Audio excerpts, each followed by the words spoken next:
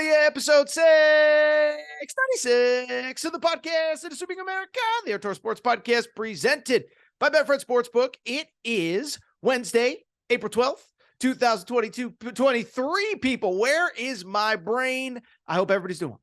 I hope everybody is having a great day. We got ourselves a jam-packed midweek, mid-April episode of the Aaron Torres Sports Podcast. Here is what you need to know about today's show. We're going to open some big news out of Duke.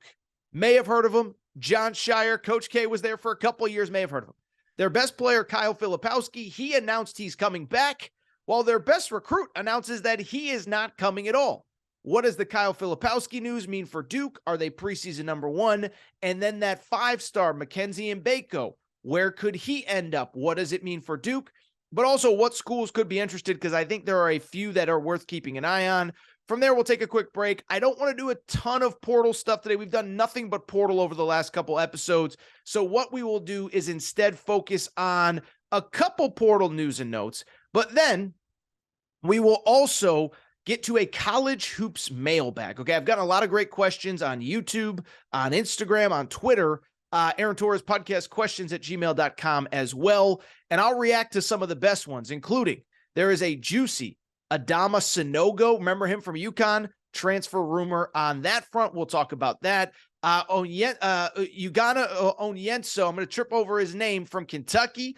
Could he be coming back after entering the portal?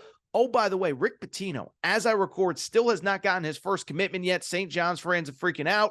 We're going to discuss all of that. So busy show, fun show, wrap with a mailbag. As always, you can put your questions at Aaron Torres podcast questions at gmail.com. But we got ourselves a loaded midweek episode of the podcast. So with that said, let's not waste any more time and let's get to the topic of the day. If you listen to Monday's show, you know that a big part of following college sports in general this time of year, but specifically college basketball, it is officially stay or go season in college hoops. Some guys are deciding to declare. Some guys are deciding to stay in school. Some guys are entering the portal. There's just a lot of player movement right now. But as I said last episode, at this time about 4 or 5 years ago, before the portal, the only thing that we really talked about was stay or go NBA draft decisions.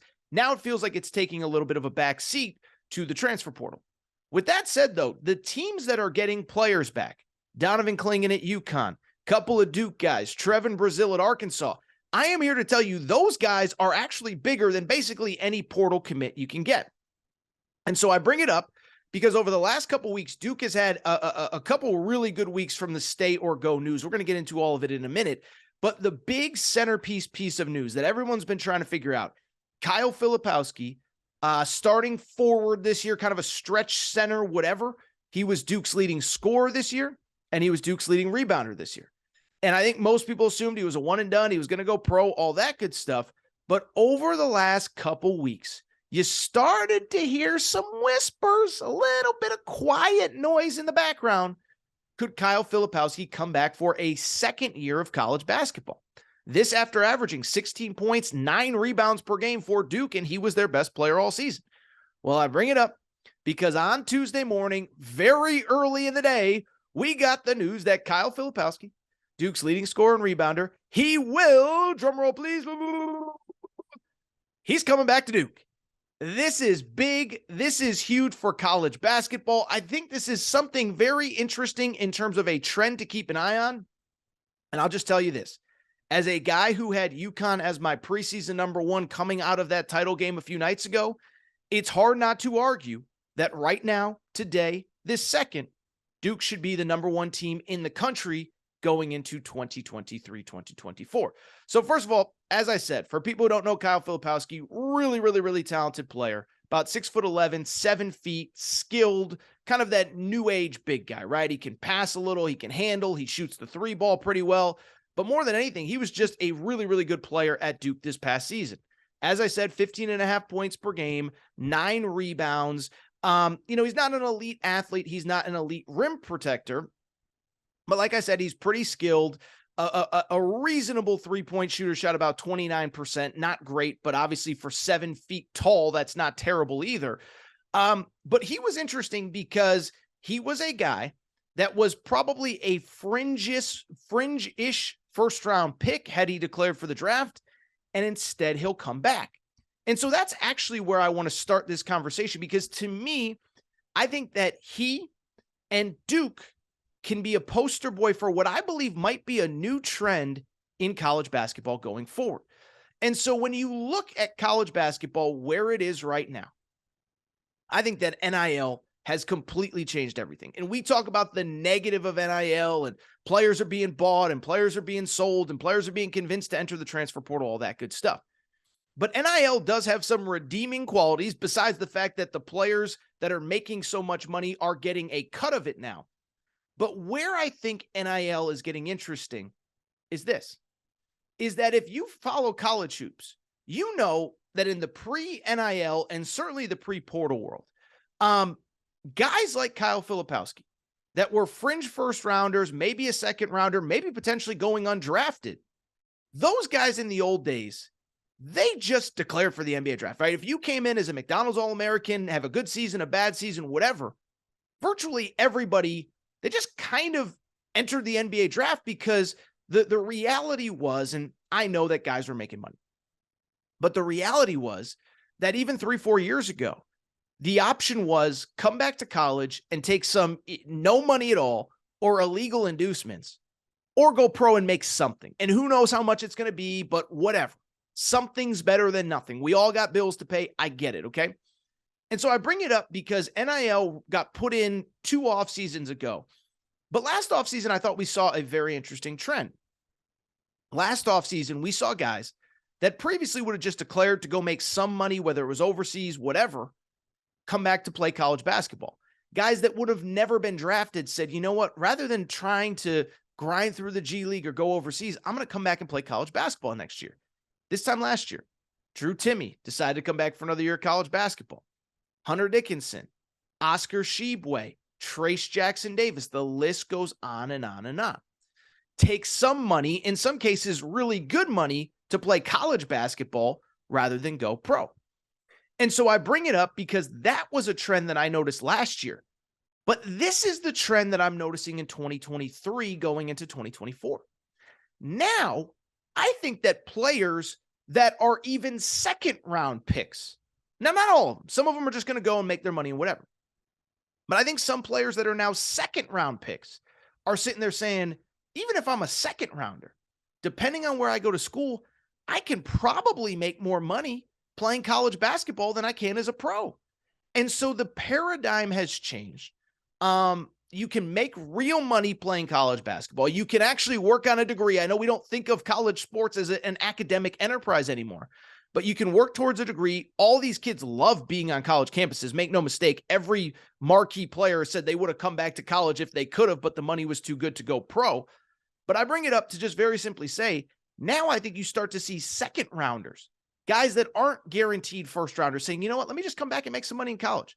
We saw it with Trevin Brazile at Arkansas, Donovan Clingan at UConn.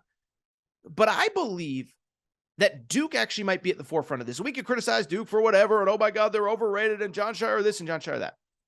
But what's interesting about Duke, look at their roster for next year. Kyle Filipowski would have definitely been drafted, may have been a first-round pick. He decides, you know what? Rather than even risking it, I'm not ready. I'm going to get money at Duke. I'm going to come back. Duke's third leading scorer, Tyrese Proctor, was a 5-star in last year's recruiting class. Tyrese Proctor says, you know what? I'll probably be a second rounder if I declare, but I know I'm not ready. It's fun being a student at Duke. I'm going to come back for my sophomore year. Mark Mitchell, Duke's 4th leading scorer, probably a second-round pick, maybe undrafted. Decided, you know what? Rather than taking the risk of going to the NBA, I'm going to come back for next season. And so this is a fascinating trend, and I'm curious to see if it has a trickle-down effect where guys that are now second-round picks just say, screw it. Give me the money in college. I'm having fun. I'm coming back. Now, in the bigger picture, what I also think this does for me, this solidifies Duke as the preseason #1 team going into next year, assuming that Jeremy Roach, who is going into his junior year, he is testing the NBA draft waters, assuming that Jeremy Roach comes back. I think Duke is #1. Because at the end of the day, they right now, this is what Duke is bringing back. And remember, Criticize Duke, make fun of Duke, whatever. This was a team that entering the NCAA tournament, they won the ACC tournament, and overall, they had won 9 straight games going into the NCAA tournament. Remember, they beat Miami in the ACC tournament. Miami made the Final Four. They beat North Carolina, not a very good team, but whatever. They beat NC State, a tournament team. They beat Virginia comfortably in the ACC tournament. This was a really good team. And now, with Kyle Filipowski back, he is the face of a team that could return its top 4 scorers from last year. Now, they did lose a couple players to the NBA draft. Dariq Whitehead, who did not play well, but he was mostly injured, declared he's going to go pro. Same with Derek Lively. But you're talking about a team that by the end of the year was probably one of the top 10, 12 teams in college basketball, potentially returning its top 4 scorers. They're going to be number 1, especially because, oh, by the way, they have a top 2 recruiting class headlined by 4 of the top 20 players in college basketball. So now you got 4 starters essentially coming back, and they're now being backed up by really good players. Sean Stewart, 5-star, kind of a combo power-ish forward. He'll probably be a backup next year, really good backup. Caleb Foster, Jared McCain, 2 really good guards, would have started. Now they're backups. TJ Power, a big guy, a backup. And so look, stuff can change. If Adama Sanogo and Andre Jackson come back, maybe UConn's number 1 next year. If, Kentucky or Kansas kills it in the portal, maybe they're number 1. But as I always say, the show is tonight. And right now, this second, if I had to rank a number 1 team, we're going to update my top 25 on Aaron Torres Online on Wednesday. Duke would be my number 1 team. At the same time, Kyle Filipowski coming back for another year of college basketball wasn't the only news at Duke on Tuesday. That's because at almost the exact same time that Duke forward Kyle Filipowski, leading scorer and leading rebounder, we just talked about him, announced that he is coming back to college basketball for a sophomore season. Duke's top-rated recruit, Mackenzie Mgbako, I think he might be the best player in high school basketball. We'll discuss that in a minute. Number 7 in the 24/7 Sports rankings. Mackenzie Mgbako, been committed to Duke for about a year now. Signed his letter of intent in November. Mackenzie Mgbako decommits. And so what I want to do now, Mackenzie Mgbako, by the way, about a 6'8", 6'9" forward. We're going to discuss him in a minute. But what I want to do now is break down why he decommitted, what it means for Duke, but then also specifically, he's a really good player. Where could this end up? And so listen, let's call a spade a spade. One thing about this show, there's no BS, no nonsense, no tomfoolery on this show, okay? And let's call a spade a spade. I don't think it's a coincidence that Mackenzie Mgbako announced he is going to reopen his recruitment on a day that Kyle Filipowski announced that he was coming back, and on a day that, a couple weeks after Mark Mitchell announced that he's coming back. Mackenzie Mgbako's about 6'8", 6'9", kind of a combo forward, kind of a small ball 4-ish type guy, maybe a 3 in a big lineup. But I think he looked at the situation when he committed to Duke, and I'm not blaming Jon Scheyer for this, but when he committed to Duke, the assumption is Mark Mitchell's a one and done, Kyle Filipowski's a one and done, there's going to be plenty of playing time. And so when both those guys come back, Mackenzie Mgbako says, wow, I'm supposed to be a lottery pick in the 2024 draft. I don't got time to sit behind these guys and wait my turn. This ain't 1986 anymore. Okay, I'm going somewhere where I can play. And so what I will say about what I think is a good trend, good players returning to college basketball, it is also a reality that this is going to be a balancing act and a juggling act for coaches like Jon Scheyer, John Calipari, all these guys that recruit elite players.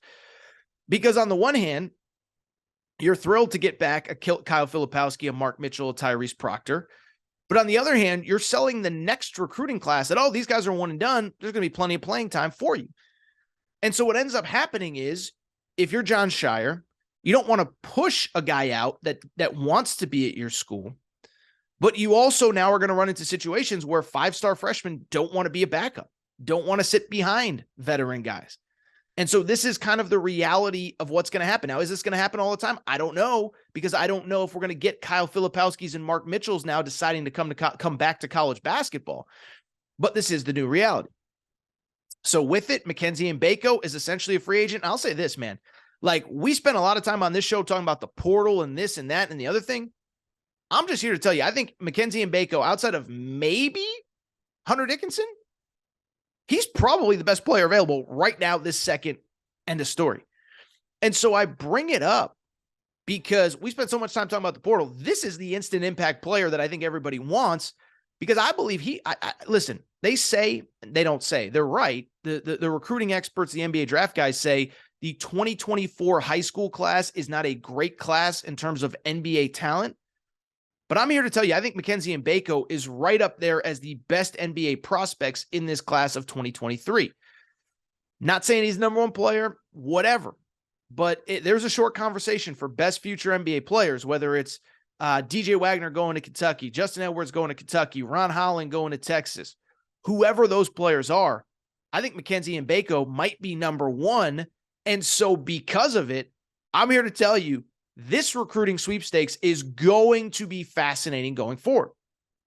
So the question becomes, with him being available, what are the realistic landing spots? And let me start by saying I do think there is one that has jumped to the forefront of pretty much everybody's list. It's Louisville. And I'm not saying I agree with it. I'm not saying it's the move that I would advise Mackenzie Mgbako to make, but it is the move that I think feels probably most likely. For people who don't kind of follow the tea leaves, Mackenzie Mgbako was committed to Duke. One of his key recruiters was Nolan Smith, who left Duke for Louisville last offseason after Coach K's retirement to be on Kenny Payne's staff. So if you follow the tea leaves, there's a natural connection. Nolan Smith is kind of a Northeast guy, grew up in the Philly area, was one of Mackenzie Mgbako's lead recruiters. Now the door's open, and Mackenzie Mgbako can go to Louisville. As I said, I'm not sure if that's the advice that I would give him, because Louisville's in a wild spot for next year. So on the one hand, credit to Kenny Payne. They've done a good job bringing in talent this offseason. Sky Clark transferred from Illinois. Dennis Evans, 5-star from California. Trenton Flowers. I was going to say Trenton Waters, which I think I was thinking of Tremont Waters, but Trenton Flowers, 5-star kid, reclassified. But if Mackenzie Mgbako goes, he's the star, he's the focal point, he's the center of attention. Maybe that's good, but it's a weird deal because the talent is increased. But I think Kenny Payne is still very much sort of on the hot seat going into 2023, 2024. If you have a season, you're going to be better. But if you don't make the tournament, I think there's at least a possibility Kenny Payne doesn't come back. And I would say this is no disrespect, because I was the guy trumpeting up Kenny Payne should be the guy. I think he's got a lot to show between the lines on the court. This was a team, Louisville was like historically bad last year. Louisville was historically bad last year. Like I'm not a huge KenPom guy. I respect him. He works hard. But the analytics, I think, said that this Louisville team was the worst power conference team in the history of the KenPom era. I think that's right. If not, it's pretty close. And so you betting your career on that feels like a risk. Now, maybe Mackenzie Mgbako is so good that it does not matter, but that is not what I would advise him to do. Now, what are other realistic options? Well, one, I saw Jack Pilgrim, Kentucky Sports Radio, suggested UNC could be in the mix. That one makes sense to me because, listen, I know Hubert Davis had a tough year, but as I've said many times, feels like they're trying to pin that all on Caleb Love. Armando Bacot is back. RJ Davis is back. And it seems like they've been trying to find that big wing scorer forever. Now, they added Jalen Withers, ironically from Louisville, on Tuesday. And they added Paxton Wojcik, a shooter from Brown, a few weeks ago. But they need that big wing, difference maker, get buckets, NBA superstar type talent. And I think North Carolina would make a ton of sense. And I think I'll say this. I saw what happened with Carolina this year. He goes to Carolina. I'm putting him in my top 10.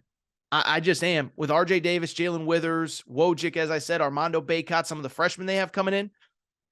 So I think they make sense. Couple others that kind of stand out. One, I'll say this. I think G League Ignite, the professional pathway, they're going to come full speed ahead. Jason Hart, I've said many times, former USC assistant, now runs that program. He's a great recruiter. He's a great talent developer. And if Mackenzie Mgbako doesn't want to go to college, that route makes sense. And then just a few others. I don't think they're very realistic, but they sort of make sense. One, Arturas on St. John's account tweeted out that St. John's has been in contact with Mackenzie Mgbako. Listen, I'll say this, man. If you're going to go to Louisville and it be up in the air, like, is this coach good? Is it going to work? Is it not good? Just go to St. John's, play in the Garden every night, and be the face of that Revival under a Hall of Fame head coach. One thing I'll say, you be a star. The NIL money would be great. And you're actually going to be playing for a Hall of Famer. Like you can debate which team is better and which one's a bigger rebuild. Playing at St. John's, though, you're the king of New York, and you're playing for a Hall of Famer. You will get developed into an NBA prospect. The other one, I've had quite a few UConn fans reach out to me asking, could UConn get into the mix? He was originally recruited by UConn. I'll say this. I think the timeline probably won't work out, but if you're looking for some Andre Jackson insurance, Andre Jackson, the starter, who I think he'll probably test the NBA draft waters. As I record here, it's about midday on Tuesday. He has not announced anything. That would be some pretty good Andre Jackson insurance, but I don't necessarily think that UConn would be the team. 5-man recruiting class. It doesn't feel like they're really pursuing anything in the portal other than a shooting guard to replace Jordan Hawkins. So those are my thoughts on Mackenzie Mgbako, but I'm here to tell you, man, that's a really good player, and I think he's going to be a difference maker wherever he goes. If I had to handicap it, I guess Louisville. This is one I don't feel great on, but fascinating story to watch unfold over the next couple weeks. All right, this is what I want to do. I want to take a quick break, and when I come back, we're going to do a little bit of portal stuff, but then I want to get to a college hoops mailbag. Got some great questions on Adama Sanogo at UConn, on Ugonna Onyenso from Kentucky. Very interesting development there. Going to talk a little bit about our boy Big Rick Energy, Rick Pitino.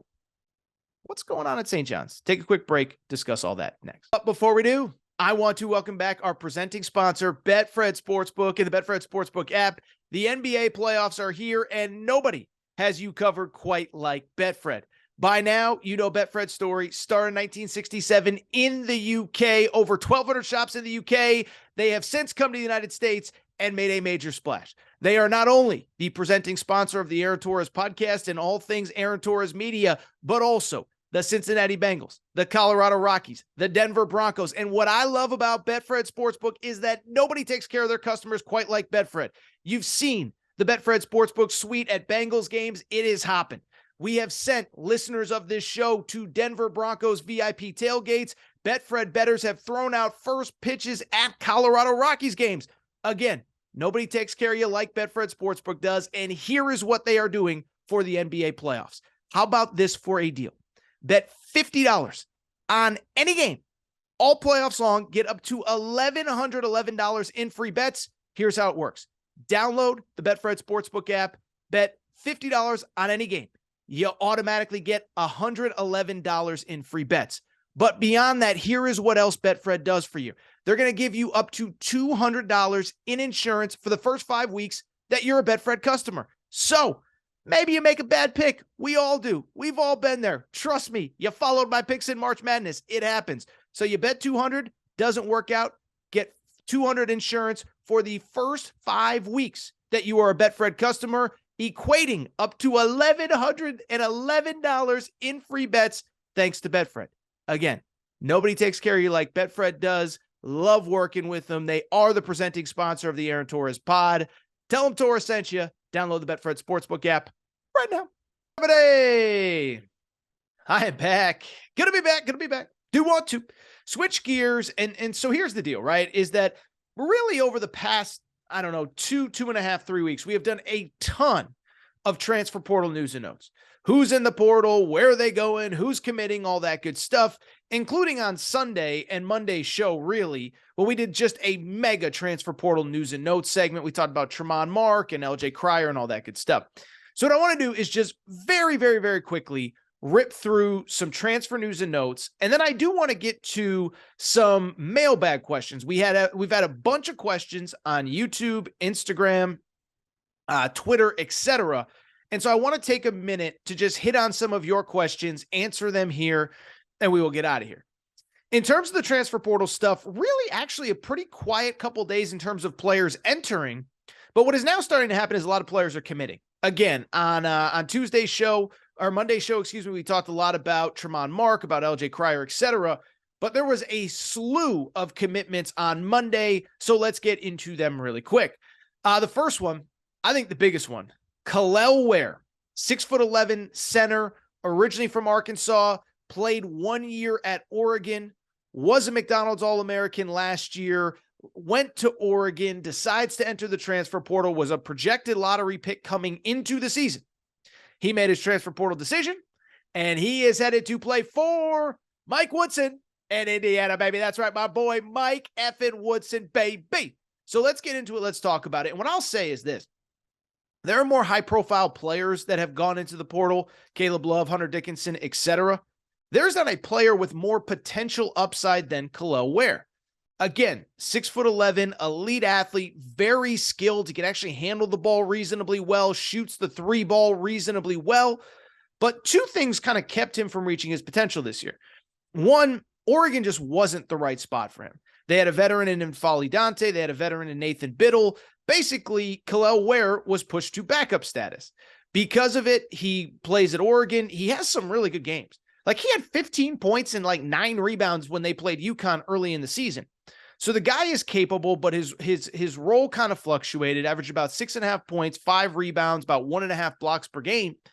And now he's headed to Indiana, which I think is really about as good of a fit as you could possibly ask for if you're Khalil Ware. Why it's a good fit? It's pretty straightforward. One, this is a guy that needs to develop and needs to get to the league. At least that's the plan. Well, my boy Mike effing Woodson is a former NBA head coach. If anyone is able to get, tap the untapped potential in Khalil Ware, it's probably Mike Woodson. Two, more importantly, is Indiana just doesn't have a lot of bodies right now. Trace Jackson Davis, gone. Race Thompson graduated. Jalen Hood-Schifino is going pro. And so they just need dudes. They just need bodies. And there is nothing keeping Khalil Ware from playing 32, 33, 35 minutes a game if he proves to be good enough. Now, the big thing with Khalil Ware, I'll just say it, is that in the past, his motor hasn't always been great. I've said it a few times, but Paul Biancardi, I remember him saying it during the McDonald's All-American game last year. Nobody in this 2022 class, not Brandon Miller, not Nick Smith, not Cason Wallace, nobody has more potential than Khalil Ware, but it's about tapping into it. He's headed to Indiana, Mike effing Woodson. I think he's going to have a ton of success. Let's keep it going, because it's been interesting. There has been one high-profile coach who has been really, really, really quiet since he got the job. Not talking about my boy Big Rick Energy. I'm talking about, instead, remember, Chris Beard is now the head coach at Ole Miss. That sounds crazy. It sounds weird. It's funny. When all these recruits kind of release their top 5 lists or whatever, you kind of forget that Chris Beard is at Ole Miss. But he is there, and whether you agree with the decision for Ole Miss to hire him or not, he is going to be a problem, a big-time problem in the SEC going forward. And on Monday, he got his first major commit, Brandon Murray, 6'6" wing, who played last year at Georgetown. Now, what's interesting about Brandon Murray is a few things. One, really good player, 13.5 points per game, was Georgetown's probably best player, and this is after transferring from LSU last year. So played at LSU, was part of the All-SEC freshman team, has a great freshman year, goes to Georgetown, is one of the few bright spots, but that's also kind of where the catch is with Brandon Murray. Is the question becomes, is he going to be eligible next year? Because the NCAA is supposedly going to start to crack down on multiple time transfers. Well, Brandon Murray started his career at LSU. Will Wade gets fired, goes to Georgetown. Patrick Ewing gets fired at Georgetown. And so the question becomes, does the NCAA show any mercy for this kid? 2 schools, 2 coaches get fired, or do they make him sit out? It'll be fascinating to watch, but if this kid plays, I think he's an all-SEC kind of player, and he's probably immediately Ole Miss's best player. Worth noting, by the way, I'm recording here about 7 p.m. Eastern time on Tuesday. Jamarion Sharp, the 7'5" center from Western Kentucky, has a crystal ball to Ole Miss. A couple other players at Ole Miss have crystal balls as well. So I bring it up to say, Chris Beard ain't done yet. And I think when it's all said and done, he's going to have an NCAA tournament caliber team at Ole Miss next year. Look out. Hotty toddy, gosh almighty. Don't know how much we've talked about Ole Miss basketball on this show. That's going to change. Very quickly, let's head to the Big East. Mentioned first-year head coach Chris Beard. Well, first-year head coach Ed Cooley is off to a rip-roaring start. In about 24 hours, from about 9 p.m. Eastern on Sunday to 9 p.m. Eastern on Monday, they got 3 commitments at Georgetown. Jaden Epps, a guard that played at Illinois, about 10 points per game last year, really good player, commits to Georgetown. So does Rowan Brumbaugh, former 4-star who played at Texas this past year. He actually redshirted, so he didn't really play very much. And then on top of that, Dontrez Styles, a former 4-star who played at North Carolina. Nothing to really say other than Georgetown just needs bodies.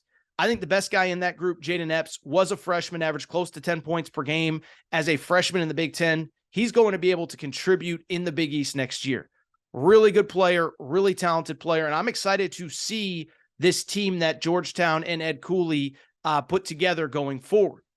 As far as everybody else, listen, it's going to be a process, but what keeps sticking out to me, Ed Cooley at Georgetown, Rick Pitino at St. John's, both of those programs should be elevated. This league is going to be tough. By the way, speaking of the Big East, Sean Miller, that guy is a dog on the recruiting trail. He got Davian McKnight, the leading scorer at Western Kentucky. He will be coming to Xavier. I think Xavier's right around a fringe top 25 team with this kid, 14.5 points per game. Xavier's 2 best guards, Sule Boom and Colby Jones, are gone. Sule Boom graduated, Colby Jones to the NBA. So Xavier needed some backcourt help, and they got it. Finally, one more note from the portal. Harrison Ingram, wing, Stanford for the past 2 years. That recruitment is starting to pick up and get very interesting. So Harrison Ingram, former McDonald's All-American from the Dallas area, averaged about 10.5 points per game as a freshman 2 years ago at Stanford. Decides to enter the NBA draft process, comes back. Everybody thinks he's going to play his way into the NBA first-round draft conversation. It doesn't work. He ends up transferring this offseason, and it appears as though it is a blue blood battle royale for Harrison Ingram. North Carolina has been in contact multiple times. Ingram is from Dallas, so because of it, Kansas is kind of a Dallas, like there's a weird, they're both in the Big 12 footprint. Kansas, Jalen Wilson is from Dallas. Marcus Garrett, the former player, is from Dallas. So they have ties to Dallas. Harrison Ingram in the mix for Kansas. And then also Kentucky. They haven't really reached out to a ton of transfers, at least not publicly. Harrison Ingram is one of them. And so it'll be interesting to see what happens with this kid. I think he's an NBA player, not an elite athlete, but he can be a 16-point-a-night guy at one of these schools. My guess is that it ultimately comes down to Kansas and North Carolina. I just think there's more of a need for a player of his caliber. Kentucky has Justin Edwards, the 5-star freshman. My hunch is that Harrison Ingram ultimately ends up at North Carolina, but that's worth keeping an eye on. And when he commits, by the way, we'll talk more, and we'll do more portal coming up. But it just feels like I said, there's been so much portal talk the last few weeks. Felt like a good idea to just slow it down for half a second. All right, so this is what I want to do now. Before we get out of here, I do want to wrap with a college hoops mailbag, okay? So college hoops, I've been doing so much content. I've just been getting a lot of questions. And so I figured rather than turn them into individual segments, we'll just do a mailbag. I'll just steal your questions from YouTube, Instagram, Twitter, whatever, and we'll roll from there. Couple really interesting ones. The first one actually came in from YouTube, a follower on YouTube named Scotty King. He says, with Andy Borman on Memphis's staff, there's chatter that Adama Sanogo could enter the portal and play one season at Memphis. I believe he'll enter the draft as a borderline lottery pick. Or does he run it back with Dan Hurley? As a UConn fan, what's your take on Adama's situation? All right, so for people, you got to be like in the Twitter weeds to know this. But this has been a story since before I even left Houston. The confetti is falling on UConn. And I'm getting hit up via DM. Hey, are you hearing this Adama Sanogo to Memphis transfer news? What is the deal with that? So over the last couple of days, I looked into this and I got some I think some very good information that you might not hear anywhere else as it pertains to this. Now, again, as Scotty actually referenced, one of Adama's former AAU coaches, Andy Borman, is on the Memphis staff. But it's a little bit more complicated than just that. And what I would say is a couple things. And we're going to talk about this in a minute with Ugonna Onyenso from Kentucky. But one thing that I would say about the NIL era is that now that the money is out in the open, now that the transfer portal is a thing, I think what we're starting to see is that I think you guys and girls as fans are now starting to see what a lot of us who've covered the sport for years see. There's a lot of people behind the scenes that don't have kids' best interests in their heart, that just want to do what's best. I've said for years, whenever there's a weird recruiting situation, there's almost always an adult behind the scenes with their hands out. Now, to be clear, there are some great adults that always have their kids or the kids' best interests at heart, okay? So I'll give you an example. I remember talking to Paolo Banchero's parents when Paolo was maybe a sophomore in high school. For people who don't remember, Paolo's parents both were athletes at University of Washington, and early in his recruitment, it was a done deal that everyone assumed he was going to Washington. I remember talking to Paolo's dad about this, and Paolo's dad was like, it's my son's decision. I would never stop him from doing what he thinks is best. That's just not the way we parent him. We want him to make the decision that's best for him. We want what's best for him ultimately, and we want him to make his own decision so that he can't look back in 5-10 years and say, I made the wrong decision. Clearly he made the right decision, went to Duke, was the number one pick. The Mobley family, Eric Mobley and his wife, Evan Mobley's dad, great family. So there are great, great, great families out there. This is what I can tell you about the Adama Sanogo situation. There is currently, and I've got this from multiple sources, there is an adult in Adama Sanogo's life, not the guy at Memphis, not Andy Borman. There's a guy that is very loosely associated with Adama Sanogo that is telling teams, telling schools, hey, for the right price, I can deliver you Adama Sanogo. Now, here's where it gets complicated. One, I don't think he really has the blessing from Adama Sanogo to actually be doing this. That's one. Two, where it gets complicated is any NIL with Adama Sanogo is complicated because he's an international student. So it's not as simple as just fill in the blank. We'll use Memphis in this hypothetical. It's not as simple as just Memphis saying, hey, we'll offer you fill in the blank NIL. 500,000, $1 million, $1.5 million, $2 million, whatever it is. It's more complicated than that because he's an international student. He can't just show up. You can't just write him a check, or you're putting his entire, not only forget NCAA eligibility, you're putting his eligibility as a person living in the United States in jeopardy. This is, by the way, what happened with Oscar Tshiebwe all year. Oscar Tshiebwe was very limited in what NIL he could do. But the point I'm trying to make is that's not stopping certain adults that are peripherally involved with Adama Sanogo from saying, hey, we can help you get Adama Sanogo for the right price. What I can tell you, while this is happening, I don't see Adama Sanogo playing in any other college uniform. As I record right now, it's about, again, 7 p.m. Eastern time on Tuesday. No official decision has been made.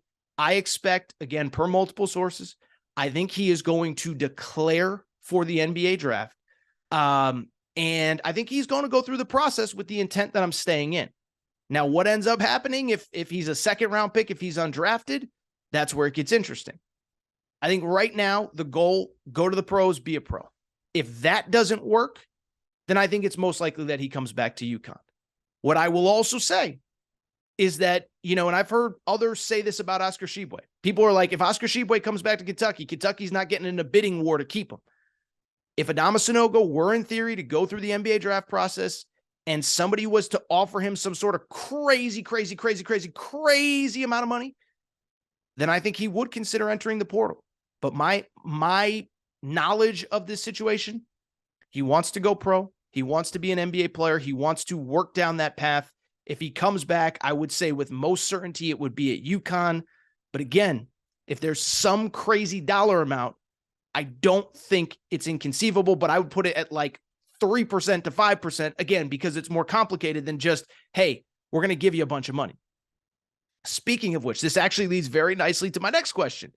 This comes from, let's see, who is this? Wildcat Rewind on YouTube. He said, Aaron, do you think Ugonna Onyenso comes back to Kentucky? He was being told to transfer by his family, but badly wants to play for the Cats. So this is another situation, very similar. I think we've talked about this previously on the show. But Ugonna Onyenso was a 5-star player in the class of 2023. He reclassified and enrolled to Kentucky this year, basically under the assumption that he was going to be a redshirt this year at Kentucky. Played a few games, was Oscar Tshiebwe's backup, and then 2023, it was going to be his time. He actually, after Kentucky lost to Kansas State in the NCAA tournament, talked in the locker room about, I learned so much from Oscar, I'm ready to be a leader of this team. Talked publicly about coming back next year. Well, give it a week, give it 2 weeks, and he entered the transfer portal. And, you know, my understanding, and I've heard other people talk about this again, Jack Pilgrim, KSR, does a great job, is that basically the adults in his life felt like there is an NIL package that is better for him than what Kentucky is offering. Again, complicated international student, but you get the point. Where it gets interesting is that basically the latest reporting is that the NIL packages that everybody thought were out there might not be available, and Ugonna Onyenso might come back to Kentucky. What I can tell you is right now, listen, my understanding is a couple things. One, they're going through the process. They're seeing what's out there. What I can also say, the schools that I heard would be interested in him, I never believed would get into a bidding war over NIL. Again, we just talked about UConn. UConn is taking care of its players, but UConn is not write a blank check to get XYZ player, especially, by the way, an unestablished player, especially at a position that really isn't of need because they have Donovan Clingan coming back and potentially Adama Sanogo as well. Georgetown was another school that was linked to him. Don't know their NIL setup as well. But again, are you going to cash out your entire NIL check to bring in a guy that isn't established as a college player? And so my understanding is the offers might not be out there. And I think this kid is at least considering coming back to play at Kentucky. I think we'll probably start to get some clarification soon, because if the offers aren't out there yet, I don't know if they're going to be. I think Kentucky is where he needs to be. It's where he's comfortable. He knows the coaching staff, but we will see in the coming weeks. Finally, this isn't any one specific question, but I was part of a St. John's Twitter space on Monday night. And in it was obviously a bunch of St. John's fans who are freaking out because as I record, 7 p.m. Eastern time, Tuesday night, Rick Pitino ran off the entire roster and has yet to receive a commitment. Why that's significant is because you still need 5 players to play basketball. You still have 13 scholarships. And right now, St. John's basically has 1 player under scholarship. But it's especially interesting because right now, this second, Iona's best player, remember Rick Pitino came from Iona. Iona's best player was a player named Walter Clayton Jr., entered the portal. He's from Florida, visited the University of Florida, Gators Todd Golden, and then visited St. John's, and everybody assumed he was going to follow Rick Pitino. Well, on Tuesday, he commits to Florida, eschewing Rick Pitino. And I bring it up because St. John's fans are like, if he can't get his guy, we're screwed. What I would say is, St. John's fans, calm down, take a deep breath. A couple things come to mind with this. One, first of all, this is my number one takeaway. You survived Steve Lavin and Norm Roberts and Chris Mullen and Mike Anderson, and now you're freaking out about Rick Pitino. 2, what I would also say is it takes time in the portal, okay?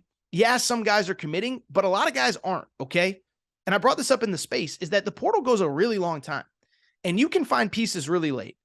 Joey Calcaterra, who was a very important part of UConn's national championship team this year, he didn't commit to UConn till July. Now, he was a rotation player, but the point is, you can find guys late in the process. 2, what I would also say is that just because Rick Pitino's best player didn't follow him to St. John's, it doesn't mean there's anything wrong with Rick Pitino. Like, Ed Cooley's best players didn't even enter the transfer portal. Bryce Hopkins was Ed Cooley's best player at Providence.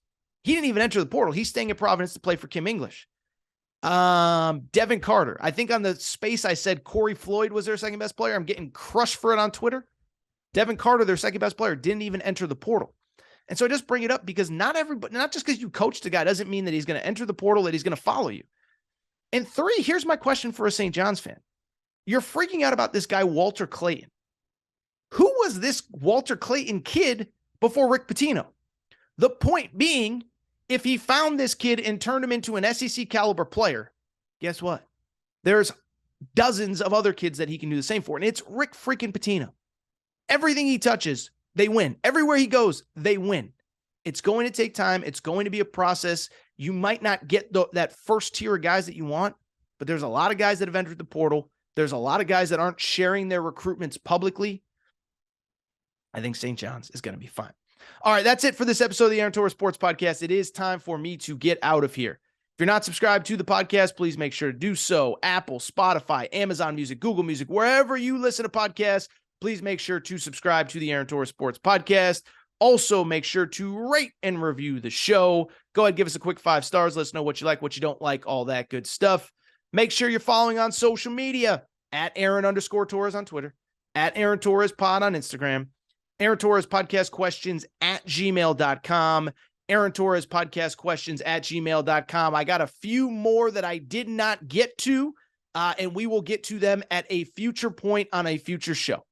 With that said, it is time for me to get out of here. I want to thank you guys and girls for listening. Shout out to Torrent Craig. Shout out to Rachel, who hates my voice. Shout out to JJ Reddick. You effed unblock me, bro. I'll be back on Friday. New episode. Aaron Torres Sports Podcast.